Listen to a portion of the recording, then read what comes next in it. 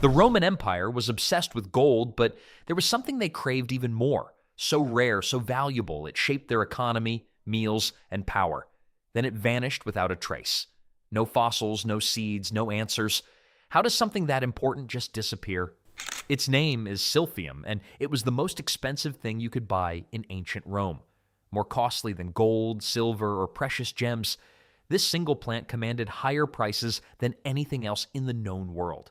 People literally used Silphium sap as money, not just expensive money, real currency that you could trade for houses, slaves, or entire farms.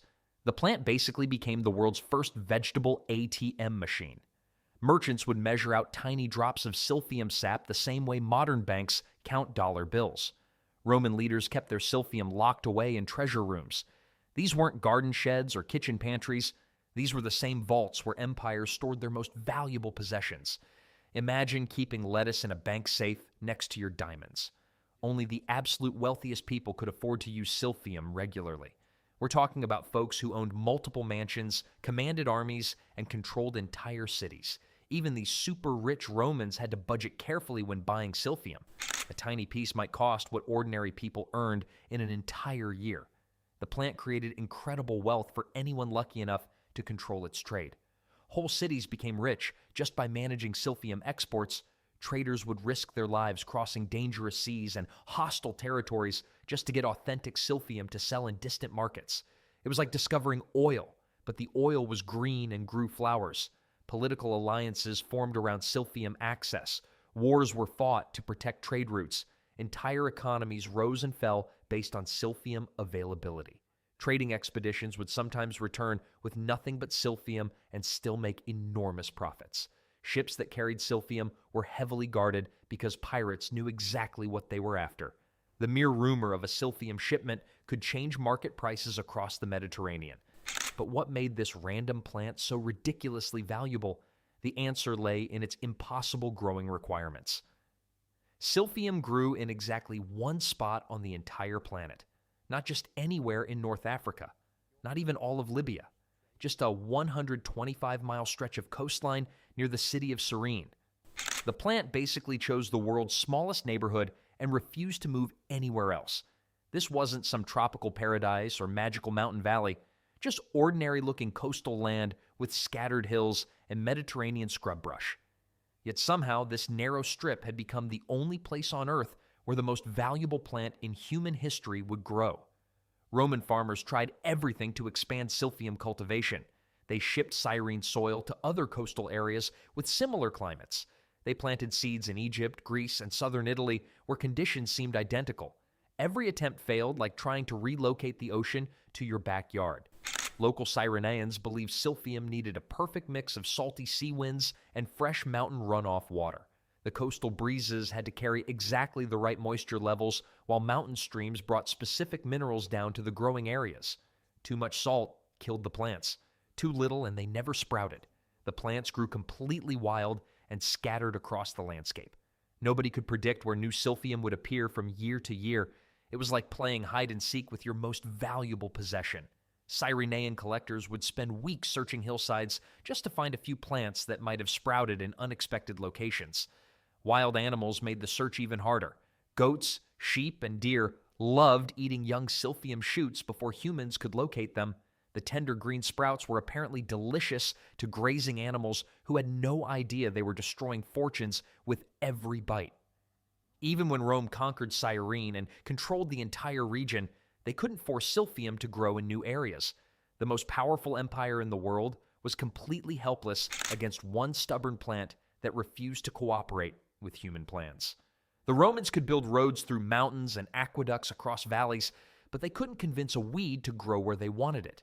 The location wasn't just rare, it felt almost chosen, like nature had deliberately picked this one spot to hide its greatest treasure from human control. With Silphium so impossibly difficult to find and impossible to farm, why were people willing to pay more than gold just to get their hands on it? Silphium solved more problems than any other plant in the ancient world. Romans didn't just collect it because it was rare. They needed it for cooking, medicine, and personal issues that no other remedy could handle. Wealthy kitchens used Silphium as their secret weapon for amazing flavors. Cooks would add microscopic amounts to sauces, stews, and roasted meats. It was like having magical seasoning that cost more than the entire meal. Ancient cookbooks treated silphium measurements like precious metal recipes, specifying tiny pinches for maximum impact. Doctors prescribed silphium for serious medical conditions. Persistent coughs, stomach disorders, infected wounds, and dangerous fevers all got the silphium treatment. The plant was basically ancient Rome's version of super medicine. Patients would pay enormous sums just to try silphium-based remedies when nothing else worked. Women used silphium for birth control, making it incredibly valuable for family planning. In an era without modern contraception, this use alone created massive demand. People also mixed silphium into love potions. The plant was used for emotional problems too. Anxiety, depression, and nervous conditions all got treated with silphium preparations. Rich families hoarded silphium like modern people collect rare art. Small containers of silphium passed down through generations as precious inheritance. Grandparents left their grandchildren spice collections worth more than kingdoms. Some wealthy Romans would display their silphium collections to impress dinner guests. Having silphium visible in your home was like owning the latest luxury car. Servants were specifically trained to handle silphium properly because dropping even a small piece could cost their master a fortune. But what exactly were people getting so excited about when they used this mysterious plant?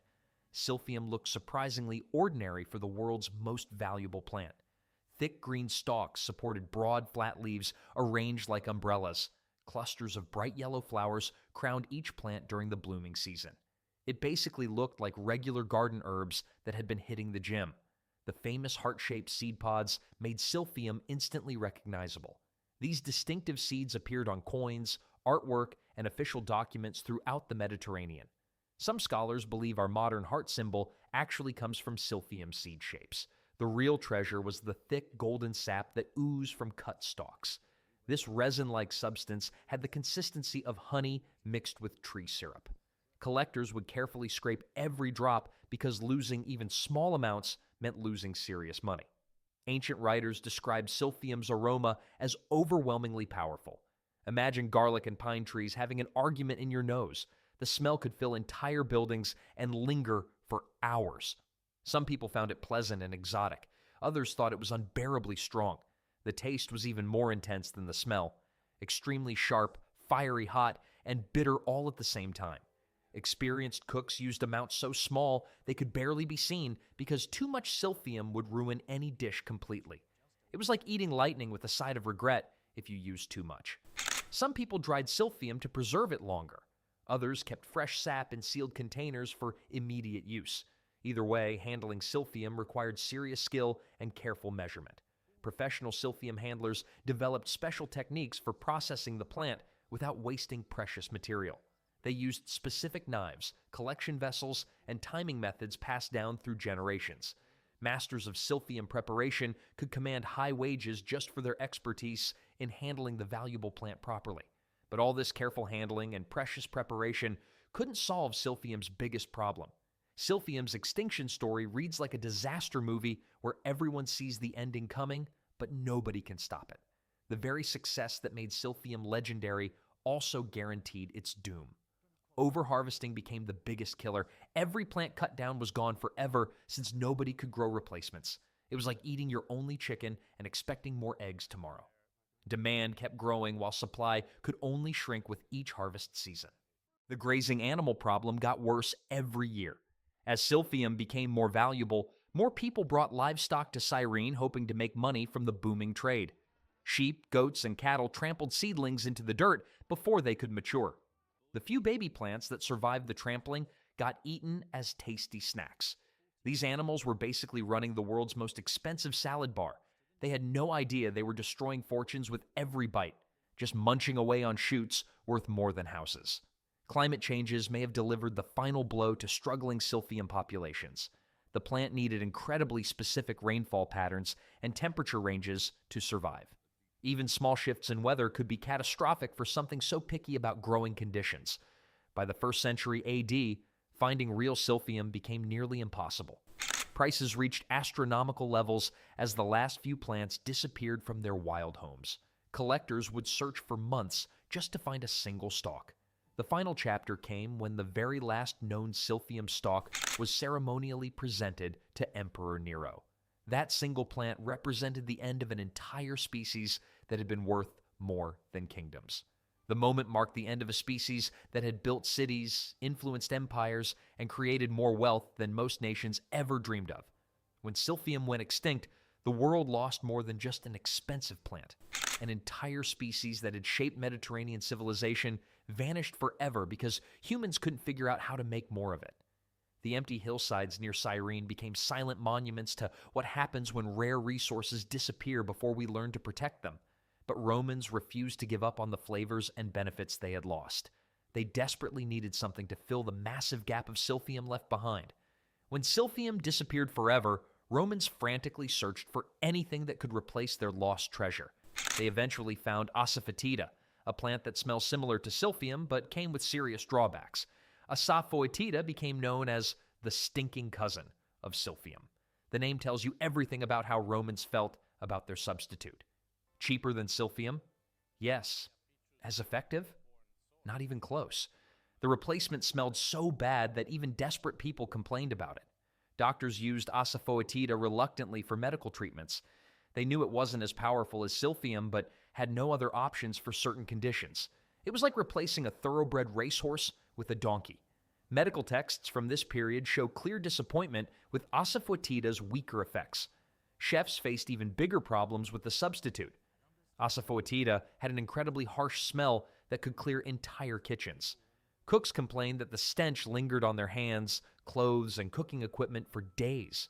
The smell was so bad that using asafoetida became punishment duty in wealthy kitchens. Trade routes shifted toward other valuable spices like cinnamon, black pepper, and exotic herbs from India and China.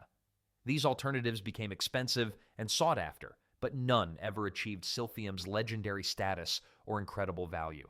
The big difference was that asafoetida could actually be farmed successfully. People could grow it in gardens and controlled fields without the impossible requirements that made Silphium so rare. But being farmable meant it could never command Silphium's gold-beating prices. Romans kept mentioning Silphium in their writings long after the plant had vanished completely. Poets wrote about it. Historians recorded its importance. Medical texts continued referencing Silphium treatments that nobody could perform anymore.